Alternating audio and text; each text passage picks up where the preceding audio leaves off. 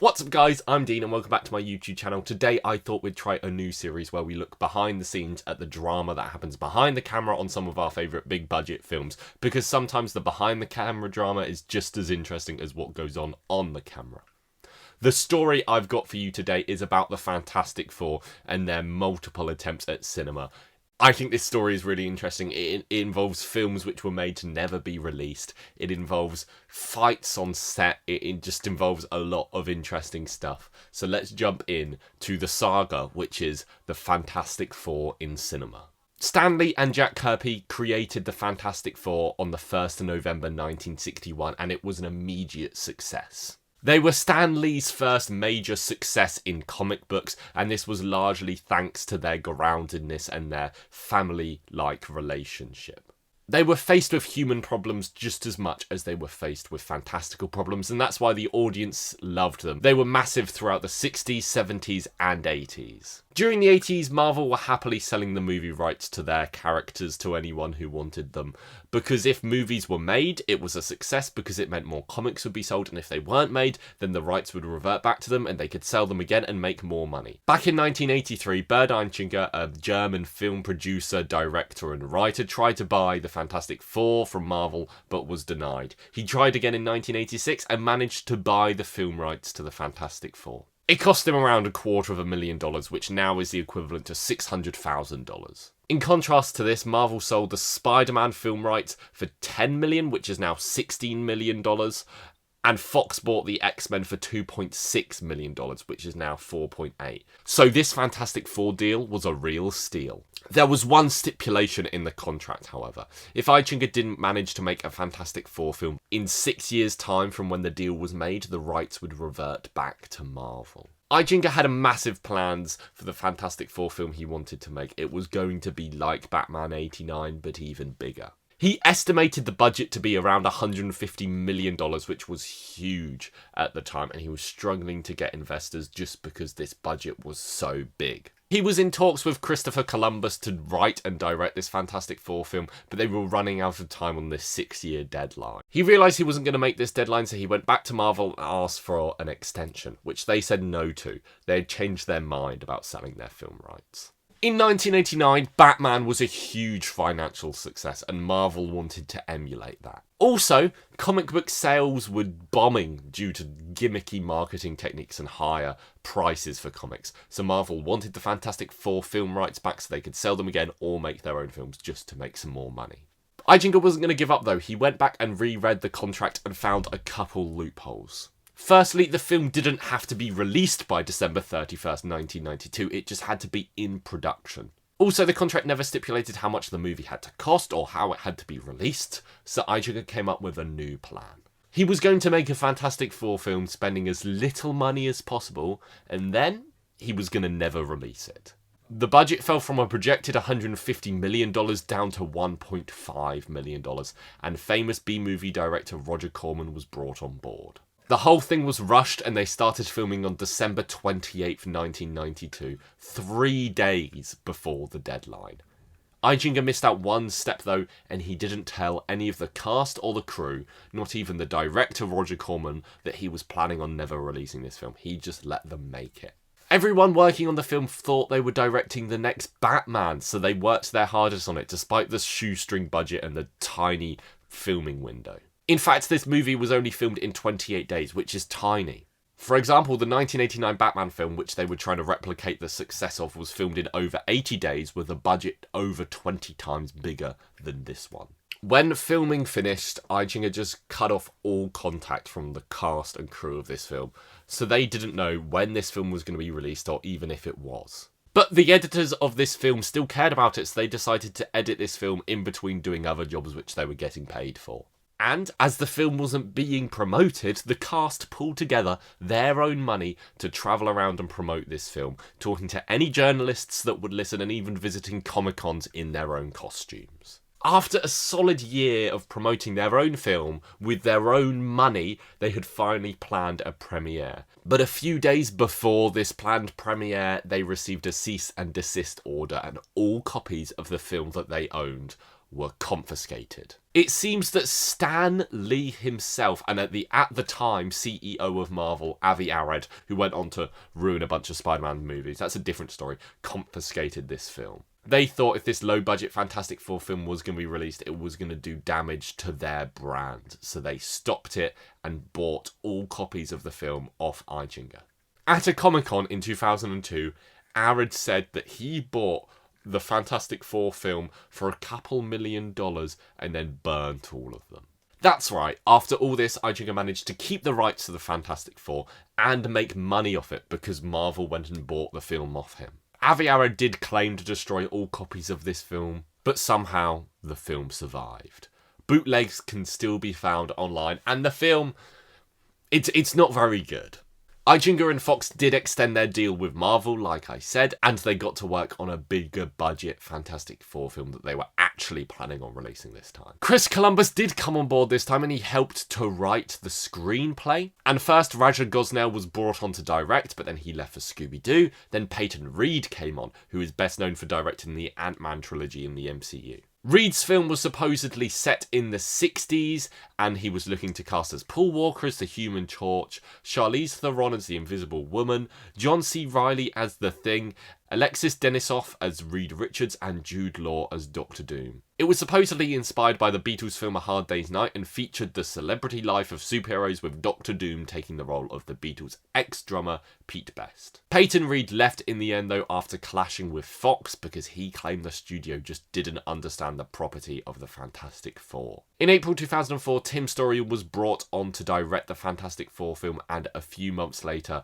the cast was announced. Ioan Gruffudd was cast as Mr. Fantastic, Jessica Alba was cast as the Invisible Woman, Chris Evans was the Human Torch, and Michael Chiklis was cast as the Thing. Chris Evans later said that they all signed on to a 3-picture deal. It was fairly smooth sailing from there, and the film was released in 2005. It was fine, it was well received, and it made some money. Just, it wasn't amazing, and in my opinion, it definitely was a product of its time. But because of this financial success, in December 2005, Fox announced a sequel to their Fantastic Four film, also directed by Tim Story. The screenplay was said to be inspired by the Galactus trilogy from the comics and the arc where Doom stole Silver Surfer's surfboard and the Ultimate Comics. So there's a lot going on there. In August 2006, the film was titled The Fantastic Four: Rise of the Silver Surfer, and Lawrence Fishburne was brought on as the titular surfer. The film was released in June 2007, 2 years after the previous one, and the film had a slightly bigger opening than the original, but had a much larger second and third week drop-offs at 66% and 54%. It only made $289 million in the end against a budget of $130 million, so it made barely any money. Supposedly, the cast was all on board for a third film, and Tim Story, the director of the previous two, had plans for 2 more movies after the 2 that were released. He even spoke of his aspirations to introduce Black Panther into these Fantastic Four films, because Black Panther was originally introduced in a Fantastic Four comic, but this would have been hard because obviously Fox didn't own the rights to Black Panther. That didn't stop him though from throwing out the name Digimon Hunzo to play Black Panther, who later on went to appear in Guardians of the Galaxy and Captain Marvel and Shazam 2 and Aquaman. He's been in a lot of comic book films. Don Payne, co-writer of Rise of the Silver Surfer, also chucked out a couple names he wanted to write into the sequel that never happened. These names included the Inhumans, the Puppet Master, Annihilus, and the Negative Zone. Some names that Fox owned and some names that Fox didn't. In 2008, when Iron Man made over $500 million and The Dark Knight made over $1 billion, these Fantastic Four films did seem a little dated and out of style. So the third film was scrapped and a reboot was planned. And that's when things got much, much worse. The reboot was announced in August 2009, and after passing through a few different screenwriters and directors, Jeremy Slater was brought on as screenwriter and Josh Trank was brought on as director. Slater claims to have written a very comic booky script, and he saw the Avengers as the template.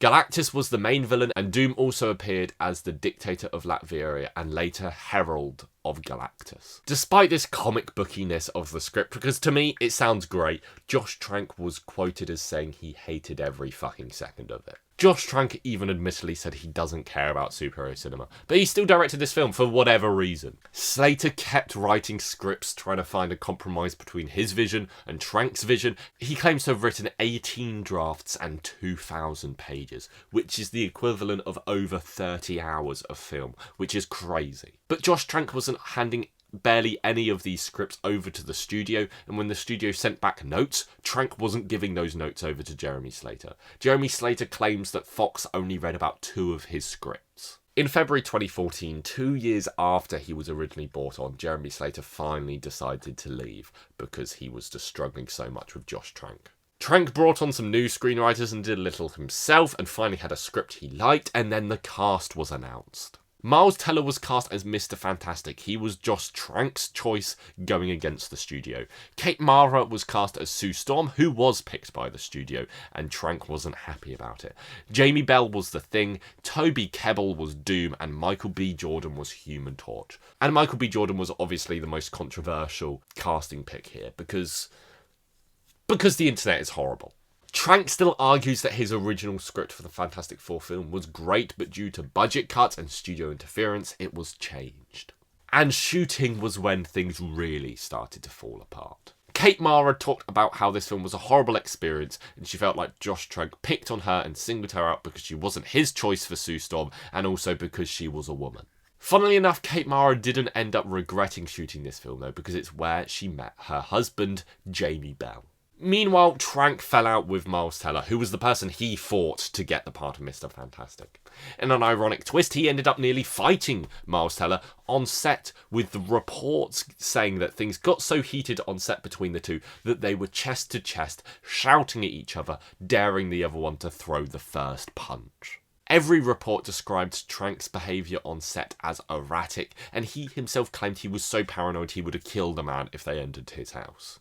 After filming, Trank claimed to have a fantastic cut of the film, and even Toby Kebbell backed him on that, but Fox wasn't happy with it, and they demanded reshoots, wrote new scenes, and went over the director's head. The film was finally released and nobody liked it. There were so many scenes cut, including scenes which were heavily featured within the trailer. The film only made $167 million on a budget of $155 million, so it was a massive financial bomb. It was the most expensive Fantastic Four film, and it made the least money if you don't count the one that was never released.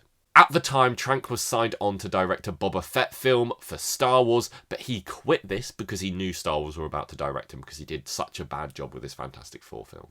He also later said that he let down Stan Lee, and while filming this film, Stan Lee wrote him a letter asking Josh Trank if he was okay because Stan Lee was worried about him.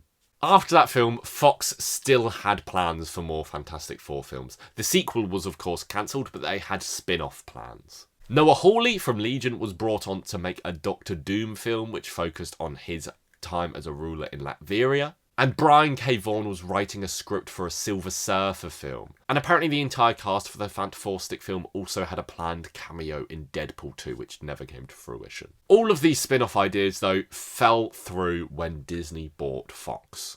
Back in 2019, Disney bought Fox for $71.3 billion. This meant they now owned The Simpsons, Avatar, Alien, and most relevantly to this story, both the X-Men and the Fantastic Four. Finally, the Marvel film rights were all back together. Well, almost all back together. That's a completely different story. At San Diego Comic-Con in 2019, Kevin Feige announced his plans for a Fantastic Four film within the MCU. And in December 2020, John Watts, who had directed the MCU Spider-Man trilogy, was brought on to direct. In April 2022, though, he quit because he thought he'd spent too much time doing superhero cinema and wanted to move on to something else.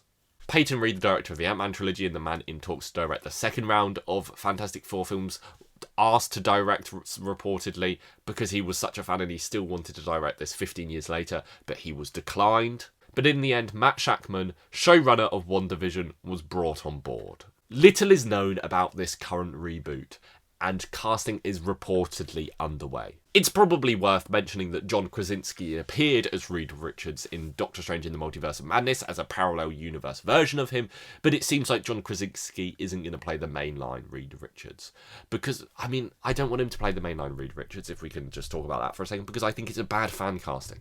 The sequel is in Phase 6 and is scheduled for February 14th, 2025. Let's hope that we can finally get a good Fantastic Four film that does these amazing characters justice. That is all for today. Thank you for watching. Please like this video. Please comment down below which behind the scene films drama you want me to research and talk about next. And please subscribe. I don't know if I said that. Thank you for watching, and I'll see you next time. Bye.